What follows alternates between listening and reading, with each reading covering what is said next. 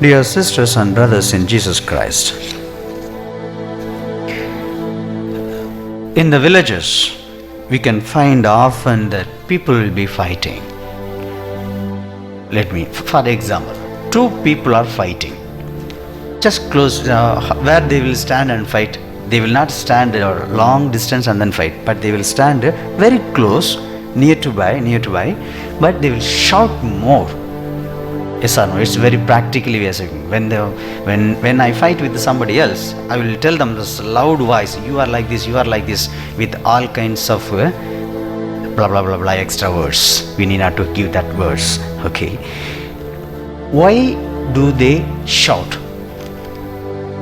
Why do they shout?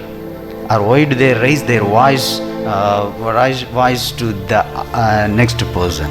Because the person is close to them, but they are shouting. Why? Is it just to know the person? Or the opponent could not hear the voice of them? No, obviously they will hear. Very, very strongly they will hear the noise. But they shout. You know why? Both of bodies are very close. But both of their hearts are so far. That's why they are shouting each other. Okay, because the physical body is very close, but their hearts are very long, but it's in very distance. That's why they are shouting to hear that their heart should listen to their words. When we look at the two lovers, male and female, men and women, they are very close. Just they are not making a noise also. Even they are not speaking. Just they look at the man is look at the lady, making any voice, giving any voice. She could understand what he wants to convey. Even she could understand. Even he can understand what she wants to tell by only the eyesight, and then with a smiling face. Oh, she is loving. He is expecting. He wants to convey the message. Here, the physical body is also close. Their heart is very close. How are we? We have to come and see the real position of the place where Jesus expects us today.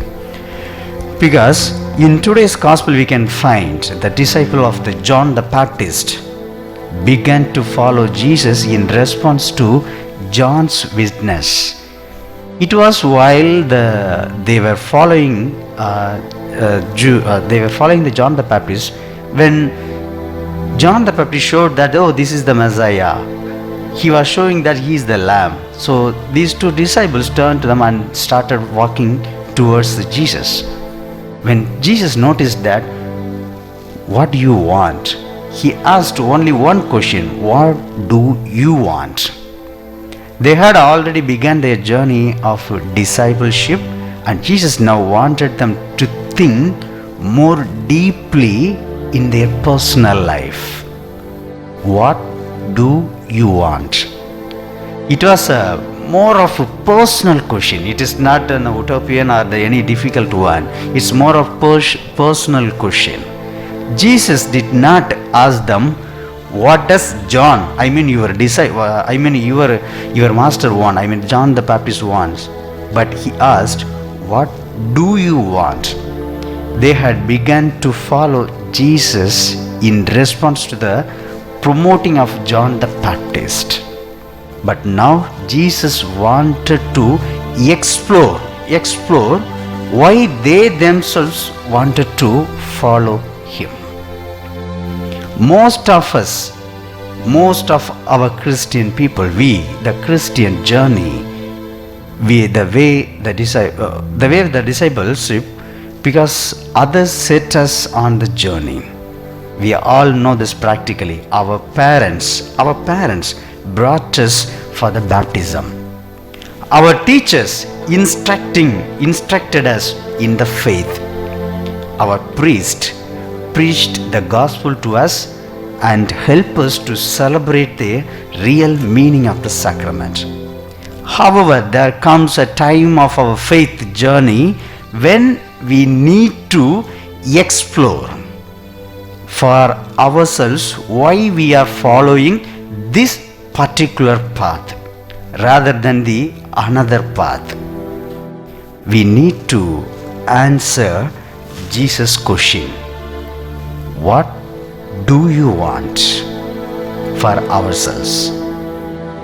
Another formulation of this question, in another way we can say that, what is your deepest desire?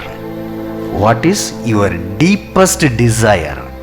Jesus offers himself to us as the one who can satisfy our deepest desire, our spiritual thirst, which is why he goes on to say to the disciples and to us also, come and see.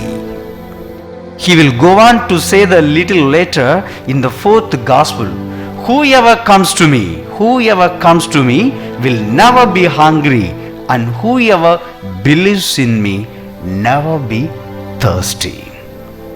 At some point of our lives, we have to make our own personal response to all of the one who stands before us as our heart's desire. We then have to keep renewing that personal responsibility, because of the Lord is always saying to us, come and see. When it comes to our own personal relationship with the Lord, there is always another step we can take on the journey, and there is always more than what we can see. Having one of the John the Baptist two disciples was Andrew.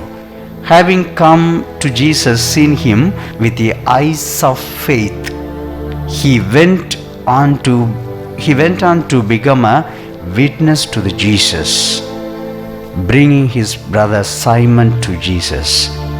The closer we come to the Lord, the more deeply we can see our Lord Jesus in our life. Are we closer to God, or we are still keeping the distance from the God?